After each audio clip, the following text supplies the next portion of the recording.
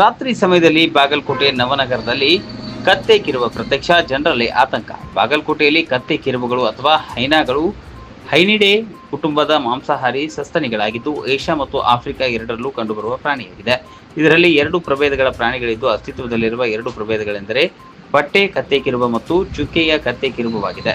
ಈ ಕತ್ತೆ ಕಿರುವ ಪ್ರಾಣಿ ನವನಗರದಲ್ಲಿ ಪ್ರತ್ಯಕ್ಷವಾಗಿದೆ ಎಂಬುದರ ಕುರಿತು ವನ್ಯಜೀವಿ ಕಾರ್ಯಕರ್ತರು, ಅರಣ್ಯ ಅಧಿಕಾರಿಗಳು ಹಾಗೂ ಗ್ರಾಮಸ್ಥರಲ್ಲಿ ಹಲವು ಪ್ರಶ್ನೆಗಳು ಮೂಡಿವೆ. ಹೀಗಾಗಿ ಅರಣ್ಯ ಪ್ರದೇಶಗಳಿಂದ ದೂರ ಇರುವಂತೆ ಹಾಗೂ ಬೇಟೆಯಾಡಲು ಗುಡ್ಡಗಾಡು ಅರಣ್ಯ ಪ್ರದೇಶಗಳಿಗೆ ಹೋಗುವವರ ಮೇಲೆ ನಿಗಾ ಇಡುವಂತೆ ಗ್ರಾಮಸ್ಥರಿಗೆ ಅರಣ್ಯ ಅಧಿಕಾರಿಗಳು ಸೂಚನೆ ನೀಡಿದ್ದಾರೆ.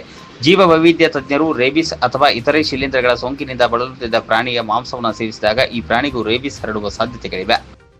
ಬೀದಿ ನಾಯಿಗಳು ರೇಬಿಸ್ ವೈರಸ್ನ ಮುಖ್ಯ ವಾಹಕಗಳಾಗಿವೆ. ಇದು ನರಿಗಳು, ತೋಳಗಳು ಮತ್ತು ಬೆಕ್ಕುಗಳು ಮತ್ತು ಕೆಲವು ಸಸ್ತನಿಗಳು ಸೇರಿದಂತೆ ದೇಶೀಯ ವಿವಿಧ ಮತ್ತು ಕಾಡು ಜಾತಿಯ ಸಸ್ತನಿ ಕುಟುಂಬಗಳ ಮೇಲೆ ಪರಿಣಾಮ ಬೀರುವ ಸಾಧ್ಯತೆಗಳಿವೆ.